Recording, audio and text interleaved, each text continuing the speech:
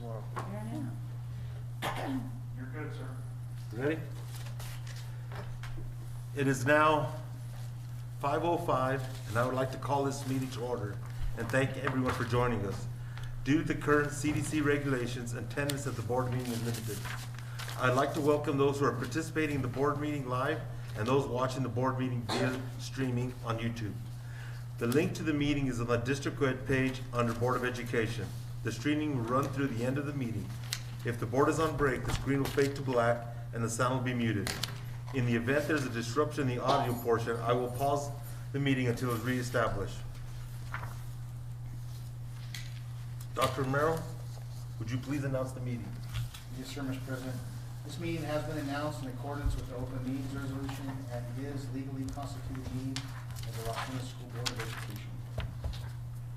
Dr. Romero, are there any changes or deletion to the agenda? Mr. President, I do not recommend any changes or deletions to the agenda. Pledge. Pledge allegiance. Oh, Okay. now we'll go to number 3. Pledge of Allegiance. Dr. Romero, would you please lead us in the Pledge of Allegiance? Yes, sir, Mr. President.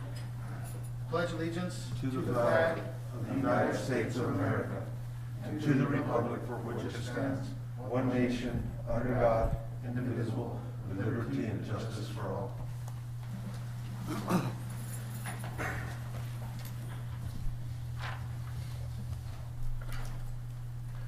Okay. Go to number 4, approval of the agenda. Mr. President, Board Member Frank Otero.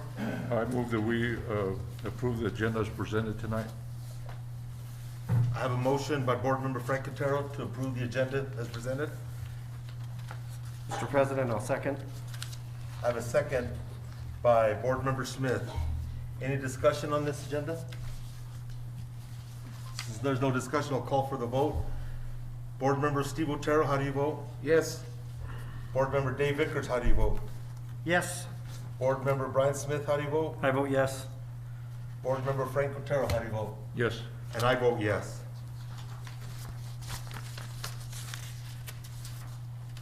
So that takes us to item number 5. Discussion approval of district calendar year 21-22 school year. Dr. Romero.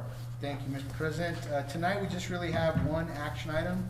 It is to look at the district calendar for the 2021-2022 school year. I want to start tonight by just thanking everyone that's been involved in this process. We've got some wonderful feedback from across our community about how this calendar was built and put together. We've got the presentation tonight really broken down into 3 different segments.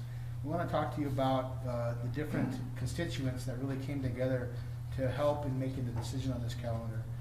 Really starting with how we were able to work with the union, how we were able to work with our calendar committee, and then how we're able to get feedback from the community and our staff.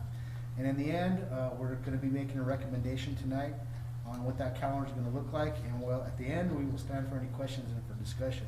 But to start off tonight, in your packets, you can see that there are 2 calendars, and they're very similar. We're going to go through the differences between them. Really, what you're going to see is some of the start end dates and some of the changes within the year. But to start off this conversation, I wanted to turn it over to Mr. Baca. He's going to talk to us about how our local union was able to work with us to be able to come to some of the decisions about this calendar. And again, we're going to move on to calendar committee and then give you some data on the community input. Mr. Baca. Dr. Merrill, thank you. Mr. President, members of the board, Dr. Merrill. Yes, we did actually come forward with the information. We did enter into negotiations with our local union, talking about the different makeup of the calendar as far as considerations, not only those for students, the student days, the days of instruction, as opposed to the days that would be set aside for staff and professional development. So we did talk about that, we did share the information. In our current MOU or CBA, it does say that we have 190 days to let a certified employee do work. Our union looking at this, they have agreed, and we have, basically tentatively agreed that for the 21-22 school year, they will be adding 1 more day. So it will be 191 day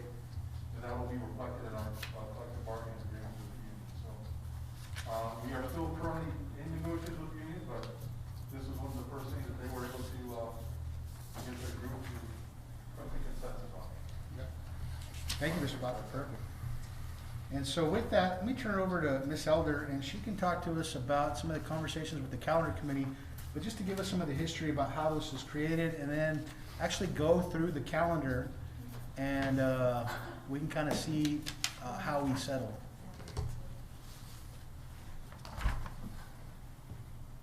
Ms. Elder, all yours. Thank you, President Maroon, Superintendent Romero, and members of the board. I apologize, I didn't realize there was no mic. And this is my first in-person board meeting with the Lewis Schools, so thank you. So awkward. So the calendar committee did come up with 2 calendar options. Both of those options were based on a 186-day student school year. In addition, each of those calendars had 5 additional professional development days. And the reason for that is that to meet the minimum requirements for ELTP, we have to have 186 school days for students, because we needed to show that we had 10 days more than we had 2 years ago. And 2 years ago, we had 176. So that put our minimum at 186 days. Additionally, ELTP requires that we have 80 hours of professional development, hence the 5 full days of professional development, and then the rest of those hours will be met through professional learning communities that are built into the school's master schedules. So the calendar committee looked at several different calendar options and narrowed down to 2 that we liked the best. And so the main differences between option 1 and option 2 were that option 1 has an earlier spring break that also coincides with the University of New Mexico spring break. Additionally, option 1 has an observed day for Veterans Day on a Friday instead of the traditional federal holiday on Thursday the 11th. And that change was actually suggested by a veteran on the calendar committee, because he felt as a veteran that he would rather have the Friday, and he felt that we would have better attendance that week rather than taking off a Thursday, being back in school on Friday with possibly spotty attendance, and then going into the weekend. And so that was option 1. Option 2 had spring break at the end of March rather than coinciding with UNM, and celebrated Veterans Day on the traditional November 11th day, which is a Thursday. And so to take you through, the rest of the calendar is the same, so to just kind of take you through what the school year would look like under both calendar options. We have teachers coming back on Monday, August 2nd, and students coming in Wednesday, August 4th. In September, we have Labor Day on Monday, September 6th. We have a PD Day on Friday, October 8th, attached to fall break and Indigenous Peoples Day. Since now our state recognizes Indigenous Peoples Day, we felt that it would be appropriate to echo that in our district. And that will be October 11th. Parent-teacher conferences were put in negotiations and aren't reflected in the copy you have, but just so you know, parent-teacher conferences will be a half day on October 28 and 29. Now, the Public Education Department does allow us to use instructional time as parent-teacher conference time, so we won't be losing any of our days to meet our 186-day minimum. Incidentally, the Public Education Department will not allow us to use half days that count toward our instructional days in any other capacity than parent-teacher conference days. So moving into November, we have Veterans Day, different in calendar 1 than calendar 2. We have 3 days for Thanksgiving, and the semester winds up on both calendars on Friday, December 17th, followed by a 2-week winter break. Both calendar options have teachers returning Monday, January 3rd, and students Tuesday the 4th. We have on Monday the 17th of January, we have Martin Luther King observance. Our second parent-teacher conferences are the 17th and 18th.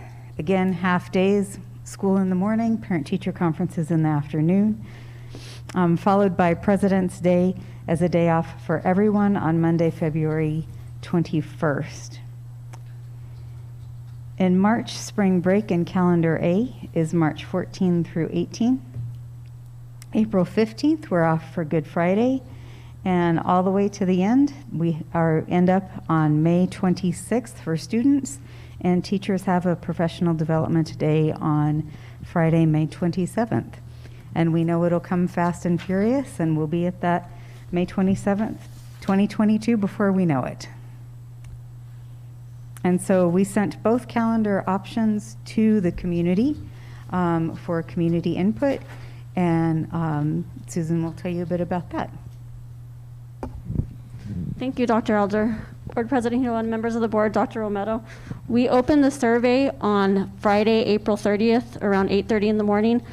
It's a little, we need to zoom in a little bit, but you'll see the survey results.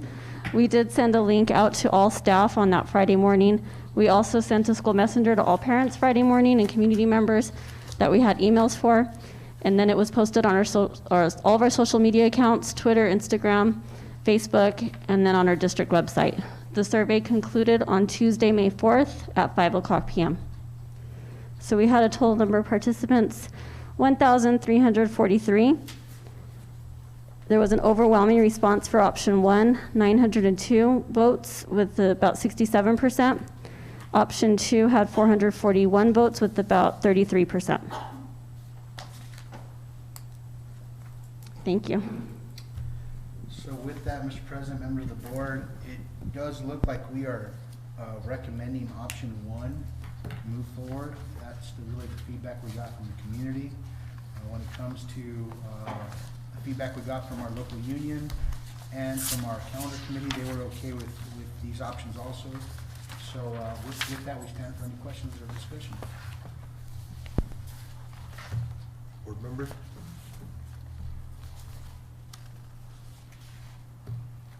Well, Mr. President, I move that we accept option 1 for the calendar for 2021-22. I have a motion by Board Member Dave Vickers to accept the approval of District Calendar 2021-22, option 1. Is that correct? It's in form of motion. Do I have a second? I'll second. I have a second by Board Member Stephen Otero. Board members, any discussion? Dr. Romero, I know you brought up 205 days, I don't know, 6 weeks ago, 2 months ago, I don't even know, a month ago, I lost track of time. And you took a step back and you allowed the community to get involved with this.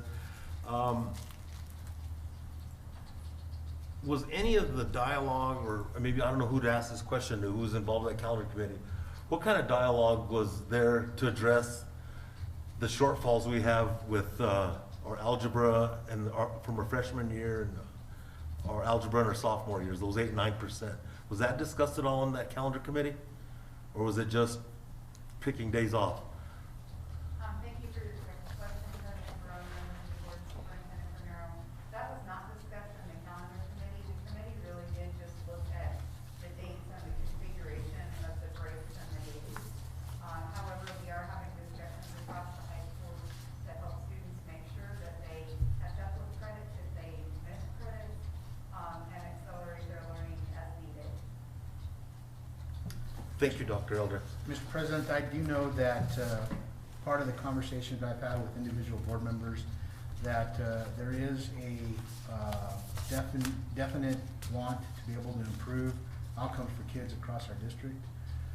I think that those are the conversations that we need to have, is how do we get there? How do we go from where we're at now and how we have consistent improved growth next year, the year after that, and so on and beyond. Absolutely, this is one option to help in that, be able to solve that issue. There are definitely other avenues that we're looking at to also increase outcomes for students, and some of those include making our principals better principals, allowing our teachers to be able to have access to the best technology and professional development, really supporting teachers when it comes to how we design lessons, how they're connected to the standards, how we are able to assess those things and be able to adjust our teaching and learning, from month to month, day to day, week to week. And so these are all parts of a larger, really recipe to be able to do that. But I do know that this is something that is, when it comes to additional time with teachers, this is something that I know that the board has relayed to me as something that can be important in the direction that we want to continue to go in. So when I was here, when we were here last, we talked about really creating our next calendar committee really now over the summer, and we can start to have those conversations starting this summer and throughout the year, so that we can involve all of our constituents about how this could be definitely something that would benefit kids in our community. Not only would it benefit just our schools, but it also allows us to be able to have further connections with UNMBC, with CNM. It all allows us to be able to implement additional programs when it comes to having internships for students across our community. These are all parts of what additional time in the classroom would be. So I'm looking forward to being able to build that over this school year. And I'm looking forward to a year from now, when we come back and have this conversation again, we'll have some even better ideas about how we can provide more outcomes for students. Thank you, Dr. Moore. That's good to hear, because next year when we're doing this, and I'm glad you're starting ahead, and we're gonna include everybody, we're gonna get this ball rolling. And I don't know, is Dr. L, are you the one that chairs the calendar committee, or? Kinda? Yes. Okay. Well, I guess next year, I want to be able to ask you, what kind of dialogue did that calendar committee have, not just choosing this calendar, but how is it going to affect our plans on addressing those 8 and 9% proficiency rates? That's my only, that's a question I'm going to have for next year. We will be ready. Thank you, Dr. Elder. Board members, any more discussion? Mr. President? Mr. Smith? So I agree, and I thank you for what you had presented earlier, and then what you're presenting now as well. And I thank the calendar committee and everybody that worked on this. I too agree with Mr. Hidon that we are going to need to have discussions on actually why we are going to consider more days of instruction, more time with teachers, and what the benefits we see coming out of that discussion based on that. I'm glad that we took a step back a little bit, and we're going to involve everybody that we can. I think it's going to be a long process, but I think once we get the community and the parents and the teachers and maybe even students involved, it's going to be something that we as a school district can own, that we can believe in, and that we can move forward with. And I think we're going to be so much better off than that. And I've always preached that some of the issues that we have with proficiency rates is a statewide thing, and I know we always compare everything to the state, and that's what we do. That's how we have to base our progress. I disagree with stuff like that, but it does give us a benchmark, because I want people to compare themselves to how Los Lunas is doing from now on. And I think that we can, I know that our staff can get there. I know that your plan can get there. I know the calendar committee is going to understand that. We have a bunch of people in this district that can make that happen. So I really look forward to that. And I know that we can do it. So that's basically all I had to say. Thank you. Thank you, Mr. Smith. Any more discussion? I have a motion by Mr. Dave Vickers to approve the district calendar 2021-22 school year with option number 1, and a second by Mr. Steve Otero. I will call for the vote. Mr. Frank Otero, how do you vote? Yes. Mr. Smith, how do you vote? I vote yes. Mr. Stephen Otero, how do you vote? Yes. Mr. Dave Vickers, how do you vote? Yes. And I vote yes. That will take us, motion passes. That will take us to item number 6, announcement of meetings. This brings us to the announcement of meetings as allowed by the Open Meetings Act and the District Open Meetings Resolution. On occasion, a quorum of board members attend the same function, including those held at school sites at the district level, as well as sports functions, conferences, workshops, and trainings. There have also several presentations to group as parts of the budget process that the board members might attend. Board members will refrain from discussing and/or acting on board issues in those settings. In addition, only official meetings are published, and if other meetings are scheduled, they will be announced in accordance with the Open Meetings Act. The meeting locations are dependent on mandates from the governor. If needed, they'll be held via Zoom. I would like to announce the following meetings. May 17th, 2021, Central Office Boardroom will be the final budget work session at 5 p.m. A quorum may be in attendance. May 25th, 2021, Central Office Boardroom, regular board meeting at 6 o'clock. I will move to item number 7, adjournment. Do I have a motion? Mr. President, Mr. Franco Otero? I move that we adjourn. I have a motion by Mr. Franco Otero. Do I have a second? Second. And a second by Mr. Smith. I will call for the roll call for the vote. Mr. Stephen Otero, how do you vote? Yes. Mr. Dave Vickers, how do you vote? Yes. Mr. Smith, how do you vote? I vote yes. Mr. Franco Otero? Yes. And I vote yes. Meeting adjourned. Thank you, everybody. It's at 5:25. Did you see anything else for,